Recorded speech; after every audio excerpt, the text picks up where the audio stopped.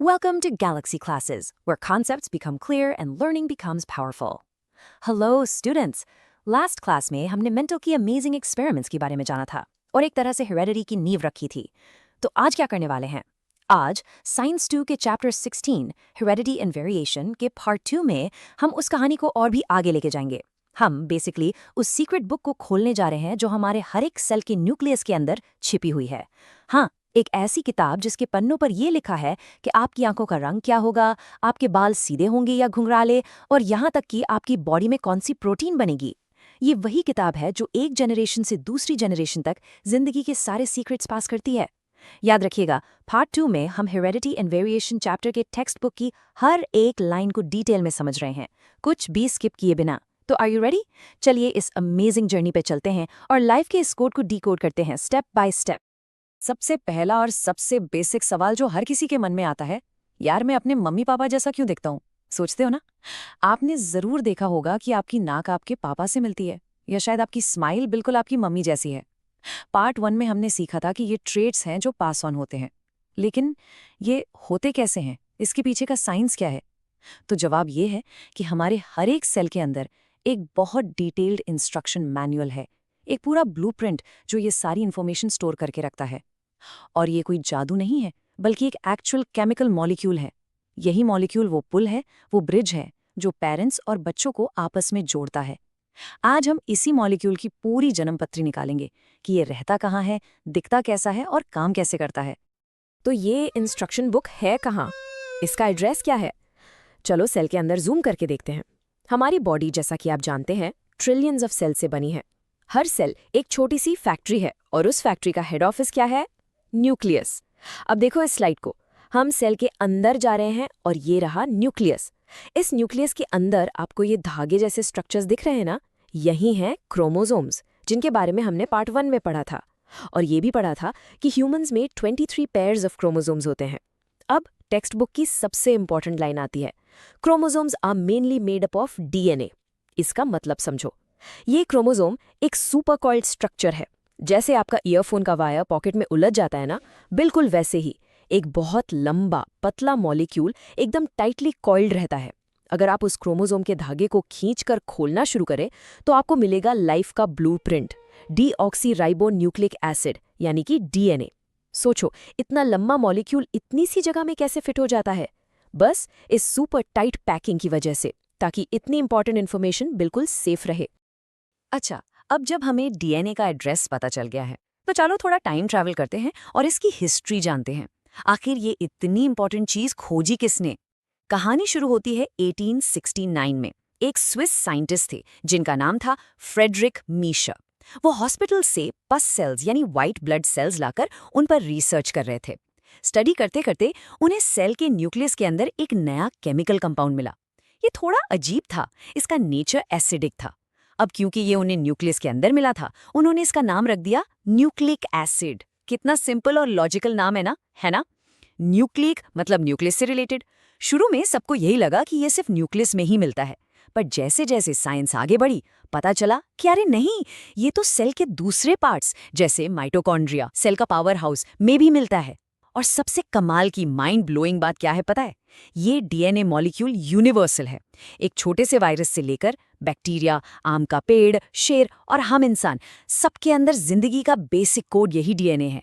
यहाँ से एग्जाम में 1 मार्क का क्वेश्चन फिक्स है, हु डिस्कवर्ड डीएनए या why was it named nucleic acid. Miescher का नाम और न्यूक्लियस वाला रीजन बिल्कुल याद रखना है। डीएनए को एक बहुत ही स्पेशल निकनेम दिया गया है, द मास्टर मॉलिक्यूल। और ये सवाल, why is DNA called the master molecule, exam में 2 मार्क्स के लिए इतना कॉमन है कि ये एग्जामिनर्स का फेवरेट क्वेश्चन है। जवाब सिंपल है, पर कॉन्सेप्ट गहरा है। सोचो, मास्टर का काम क्या होता है?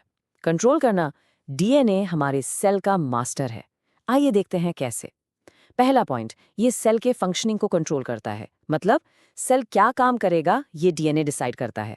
जैसे अगर पैंक्रियाज का सेल है तो उसे इंसुलिन बनाना है, ये इंस्ट्रक्शन उसके डीएनए में लिखा है। अगर पेट का सेल है तो उसे एसिड बनाना है। हर सेल का काम उसके डीएनए में पहले से ही कोडेड है।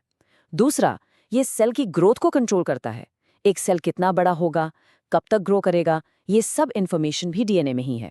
और तीसरा, सबसे इंपॉर्टेंट, ये सेल के डिवीजन को कंट्रोल करता है। एक सेल से दो, दो से चार कैसे बनेंगे, ये पूरा प्रोसेस डीएनए के कंट्रोल में रहता है। जब आपको चोट लगती है और घाव भरता है ना, तो वहाँ नए सेल्स डीएनए के इंस्ट्रक्शंस पर ही बन रहे होते हैं।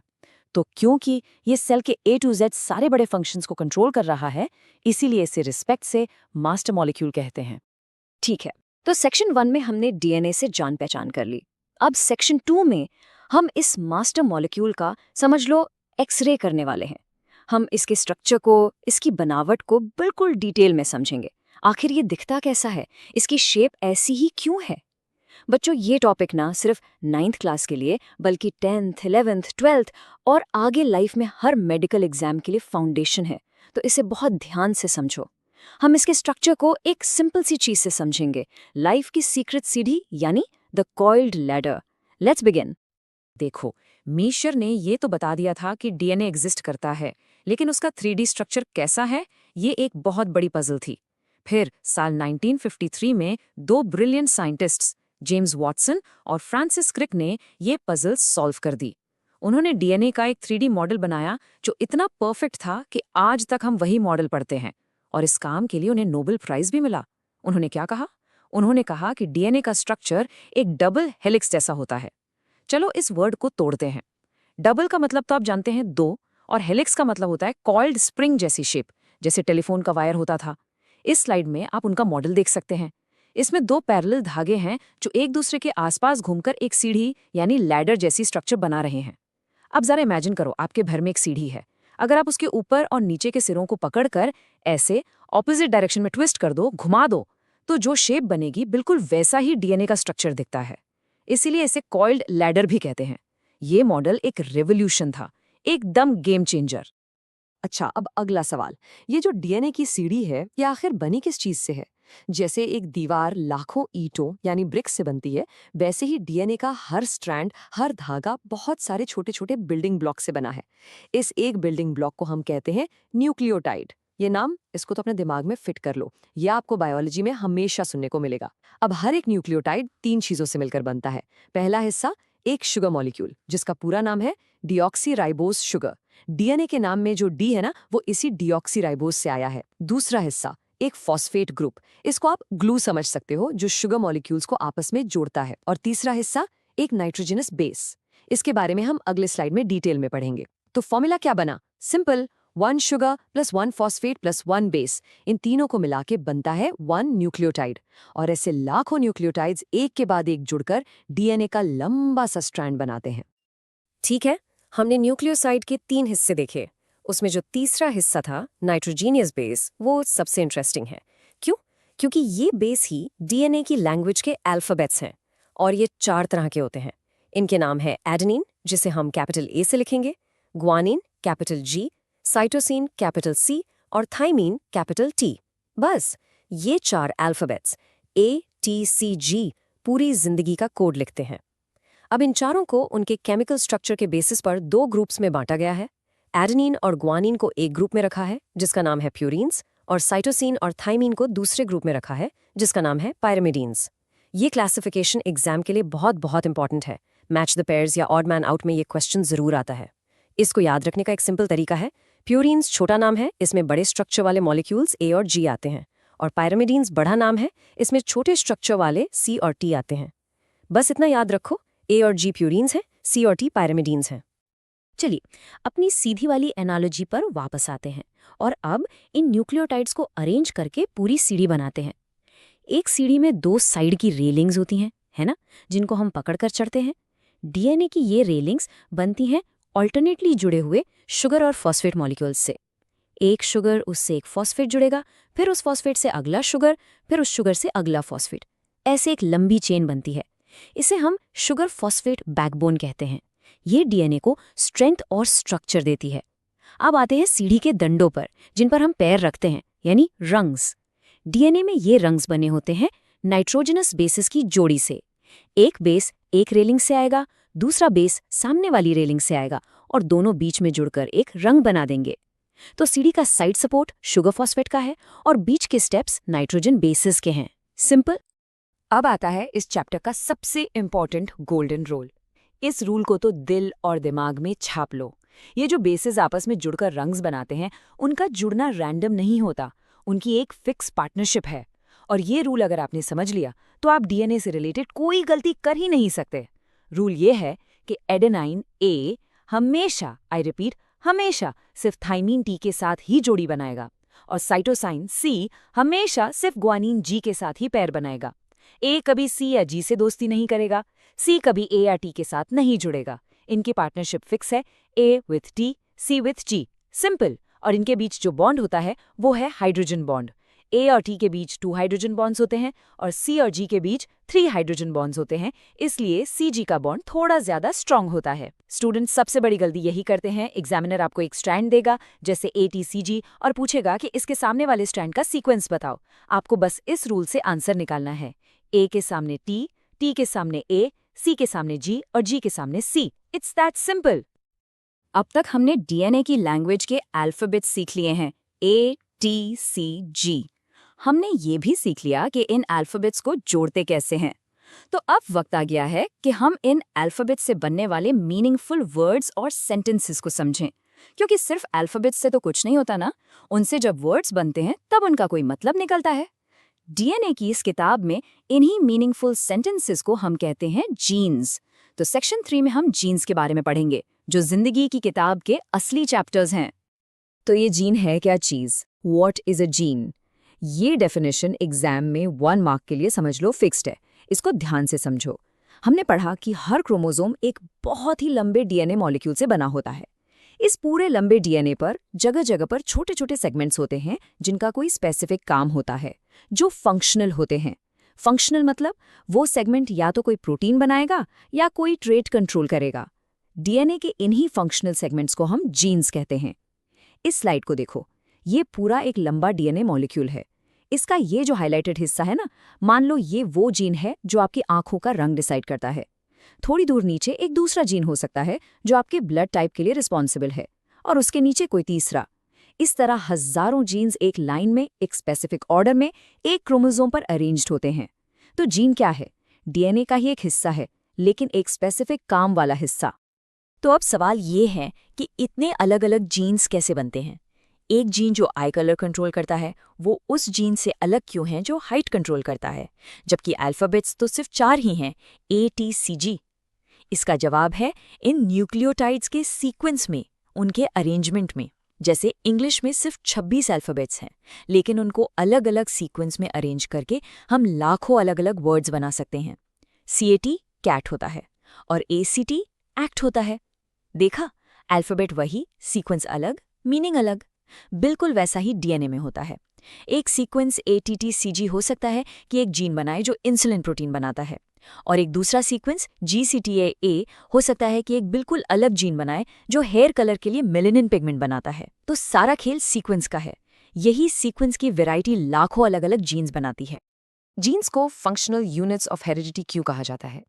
ये एक और 3 मार्क का क्लासिक एग्जाम क्वेश्चन है। इसके 3 सॉलिड रीजंस हैं। चलिए एक एक करके समझते हैं। पहला, जीन्स हमारी बॉडी के स्ट्रक्चर और फंक्शन को कंट्रोल करते हैं। हमारी बॉडी का स्ट्रक्चर मतलब हमारी हाइट, हमारी बोन्स का शेप, सब जीन्स कंट्रोल करते हैं। और फंक्शन भी, जैसे डाइजेशन, ब्रीदिंग, ये सारे प्रोसेसेस उन प्रोटीन्स से होते हैं जिनको बनाने का कोड जीन्स में ही लिखा है। दूसरा, जीन्स पेरेंट्स से बच्चों में हेरिडिटरी कैरेक्टरिस्टिक्स को ट्रांसमिट करते हैं। ये हेरिडिटी का कोर कॉन्सेप्ट है।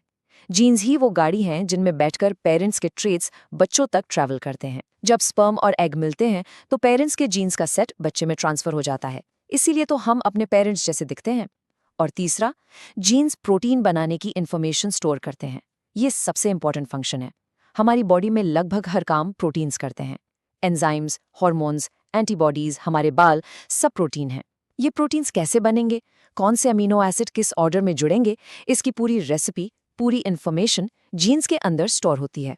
इन्हीं 3 रीजंस की वजह से जीन्स को हेरिडिटी का फंक्शनल यूनिट यानी काम करने वाली इकाई माना जाता है। तो सेक्शन 3 तक हमने डीएनए की कहानी समझी। वो न्यूक्लियस में बैठा मास्टर मॉलिक्यूल है, एकदम बॉस है। लेकिन सोचो, एक कंपनी का CEO जो अपने कैबिन में बैठा है, क्या वो अकेले पूरी कंपनी चला सकता है? बिल्कुल नहीं। उसे अपने मैनेजर्स, अपनी टीम की ज़रूरत पड़ती है जो उसके इंस्ट्रक्शंस को फैक्ट्री फ्लोर तक ले जाएं और काम करवाएं। बिल्कुल ऐसे ही डीएनए अकेला काम नहीं करता। अपना काम करवाने के लिए उसे एक हेल्पर टीम की ज़रूरत पड़ती है और वो टीम है आरएनए, यानी राइबोन्यूक्लिक एसिड। आरएनए हमारे सेल्स का दूसरा इंपॉर्टेंट न्यूक्लिक एसिड है। ये डीएनए के फेथफुल हेल्पर्स हैं जो उसके इंस्ट्रक्शंस को न्यूक्लियस से बाहर ले जाकर एक्चुअल काम करते हैं, यानी प्रोटीन बनाते हैं। सेक्शन 4 में हम इसी प्रोटीन बिल्डिंग टीम के बारे में पढ़ने वाले हैं। ओके, सो डीएनए और आरएनए दोनों कजिन्स हैं, दोनों न्यूक्लिक एसिड्स हैं, लेकिन इनमें कुछ इंपॉर्टेंट फैमिली डिफरेंसेस हैं। ये टेबल आपके एग्जाम का हॉट टॉपिक है। इस पे 2 या 3 मार्क्स का distinguish between DNA and RNA question 100% आता है। आइए इन डिफरेंसेस को अच्छे से समझते हैं। पहला डिफरेंस है शुगर में। डीएनए के नाम में डी का मतलब था डीऑक्सी राइबोस शुगर। आरएनए के नाम में आर का मतलब है राइबोस शुगर। सिंपल। दूसरा और सबसे बड़ा मोस्ट इंपॉर्टेंट डिफरेंस है नाइट्रोजनस बेसिस में। डीएनए में होते हैं ए, टी, सी, जी। आरएनए में भी ए, सी, जी होते हैं, लेकिन यहाँ एक ट्विस्ट है। आरएनए में थाइमीन, टी नहीं होता। टी की जगह पर एक नया बेस होता है जिसका नाम है यूरेसिल, यानी यू। तो आरएनए की लैंग्वेज के अल्फाबेट्स हैं ए, यू, सी, जी। इसका मतलब आरएनए में एडेनिन ए हमेशा यूरेसिल यू के साथ पेयर बनाएगा। स्टूडेंट्स सबसे बड़ी गलती यही करते हैं, वो जल्दी जल्दी में आरएनए में भी ए टी लिख देते हैं। याद रखिए, आरएनए में टी एब्सेंट है, उसकी जगह यू प्रेजेंट है। तीसरा डिफरेंस है स्ट्रक्चर में। डीएनए एक double stranded double helix molecule है, सीढ़ी जैसा, जबकि आरएनए आमतौर पर सिंगल स्ट्रैंडेड होता है। उसमें सिर्फ एक ही धागा होता है, जैसे सीढ़ी का सिर्फ एक साइड। आरएनए अकेले काम नहीं करता, इसकी भी अपनी एक स्पेशल टास्क फोर्स है, एक टीम है। क्योंकि प्रोटीन बनाने का काम थोड़ा कॉम्प्लेक्स है, तो अलग अलग काम के लिए अलग अलग टाइप के आरएनए होते हैं। फंक्शन के बेसिस पर आरएनए 3 मेन टाइप्स के होते हैं। पहला है एमआरएनए, यानी मैसेंजर आरएनए। जैसा नाम वैसा काम, ये मैसेंजर है, पोस्टमैन है। ये डीएनए से प्रोटीन बनाने का सीक्रेट कोड कॉपी करके लाता है।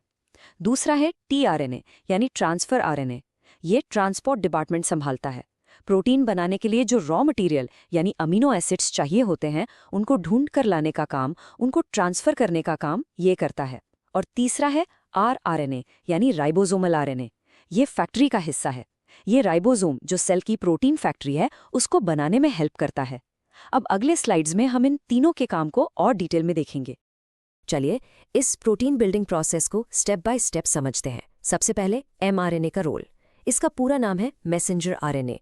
सोचिए, प्रोटीन बनाने की ओरिजिनल रेसिपी बुक यानी डीएनए तो लाइब्रेरी यानी न्यूक्लियस के अंदर बंद है, वो बाहर नहीं आ सकते। तो हम क्या करेंगे? हम उस रेसिपी की एक फोटोकॉपी बनाएंगे और उसे किचन यानी साइटोप्लाज्म तक ले जाएंगे।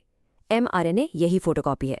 ये न्यूक्लियस के अंदर जाता है, डीएनए से जरूरी जीन का कोड कॉपी करता है और उस मैसेज को लेकर न्यूक्लियस से बाहर साइटोप्लाज्म में आ जाता है, उस जगह जहां राइबोसोम है, एक पोस्टमैन की तरह।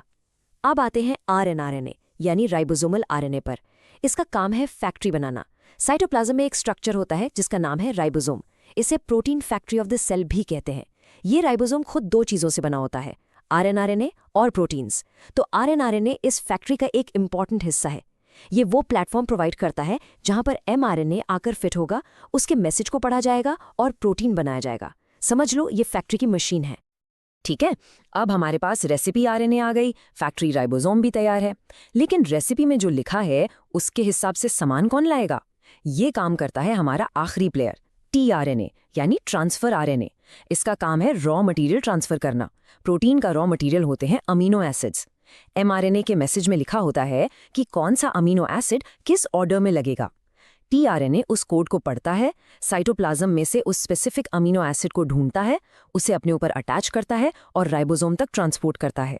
ये बिल्कुल एक डिलीवरी बॉय की तरह काम करता है जो ऑनलाइन ऑर्डर यानी एमआरएनए कोड देखकर सही सामान यानी अमीनो एसिड वेयरहाउस यानी साइटोप्लाज्म से उठाकर कस्टमर के घर यानी राइबोसोम तक ला रहा है। इन तीनों आरएनए के फंक्शंस पर मैच द पेयर्स या state the function of type के क्वेश्चन जरूर आते हैं, इसलिए इनके रोल्स अच्छे से याद कर लीजिए। अब तक हमने सेल के अंदर की माइक्रोस्कोपिक दुनिया की सैर की। हमने डीएनए, आरएनए, जीन्स के बारे में इतना सब कुछ पढ़ा। लेकिन अब आप सोच रहे होंगे कि इस सारी नॉलेज का रियल लाइफ में क्या फ़ायदा? इसे पढ़कर मार्क्स के अलावा क्या मिलेगा? बिल्कुल सही सवाल है। सेक्शन 5 में हम देखेंगे कि इस नॉलेज का असली दुनिया में, रियल लाइफ में क्या-क्या कमाल का इस्तेमाल हो रहा है। ये टॉपिक सिर्फ एग्जाम के लिए नहीं, बल्कि जनरल नॉलेज के लिए भी जरूरी है, ये समझने के लिए कि साइंस हमारी लाइफ को कैसे बदल रही है। चलिए देखते हैं कि हमने डीएनए को डिकोड करके क्या हासिल किया है। आप सबने सीआईडी या क्राइम मूवीज में जरूर सुना होगा, डॉक्टर सलूंके, इसका डीएनए टेस्ट करवाइए। उसी टेक्निक को हम साइंस की भाषा में कहते हैं डीएनए फिंगरप्रिंटिंग। ये एक बहुत ही पावरफुल टूल है। कॉन्सेप्ट बहुत सिंपल है। जैसे हर इंसान के फिंगरप्रिंट्स अलग होते हैं, वैसे ही हर इंसान का डीएनए सीक्वेंस भी कुछ जगहों पर बिल्कुल यूनिक होता है। डीएनए फिंगरप्रिंटिंग एक ऐसी टेक्निक है जिससे हम किसी भी पर्सन के डीएनए के इस यूनिक पैटर्न को पहचान सकते हैं, उसका एक जेनेटिक बारकोड बना सकते हैं। इसके 2 मेन यूज हैं। पहला, टू आइडेंटिफाई लीनेज, यानी रिश्ता पहचानना। इससे पता लगाया जा सकता है कि एक बच्चा अपने पेरेंट्स का है या नहीं। इसे पैटर्निटी टेस्ट कहते हैं। दूसरा, to identify criminals. Crime scene पर अगर अपराधी का बाल, खून की बूंद या स्किन का छोटा सा हिस्सा भी मिल जाए तो उसके डीएनए को निकालकर सस्पेक्ट के डीएनए से मैच किया जाता है। अगर पैटर्न मैच हो गया तो मुजरिम पकड़ा जाता है। डीएनए को समझने की फील्ड में सबसे बड़ा माइलस्टोन, सबसे बड़ा प्रोजेक्ट था द ह्यूमन जीनोम प्रोजेक्ट। ये एक इंटरनेशनल मिशन था जो 1990 में शुरू हुआ। इसका मकसद क्या था? इंसान के पूरे डीएनए में लिखे ATCG के सीक्वेंस को, यानी जीनोम को, शुरू से आखिर तक पढ़ना और मैप करना। ये आसान काम नहीं था। हमारे डीएनए में 3 बिलियन बेस पेयर्स हैं। ये ऐसी बात थी जैसे बिना स्पेस के लिखी हुई 1000 फोन डायरेक्टरी बुक्स को पढ़ना। लाखों साइंटिस्ट ने सालों तक इस पर काम किया। फाइनली जून 2000 में साइंटिस्ट ने अनाउंस किया कि उन्होंने इंसान की पूरी जेनेटिक किताब पढ़ ली है। इस प्रोजेक्ट से हमें पता चला कि ह्यूमन जीनोम में लगभग 20,000 से 30,000 जीन्स होते हैं। इसका सबसे बड़ा फायदा क्या हुआ? अब हम जेनेटिक डिजीजेस जैसे थैलेसीमिया और कई टाइप्स के कैंसर, इनके पीछे कौन से फॉल्टी जीन्स रिस्पॉन्सिबल हैं, उन्हें आसानी से पहचान सकते हैं। और अगर बीमारी की जड़ यानी जीन पता चल गई तो फ्यूचर में उसका इलाज करना और उसे डायग्नोस करना बहुत आसान हो जाएगा। इससे मेडिसिन की दुनिया में रेवोल्यूशन आ गया।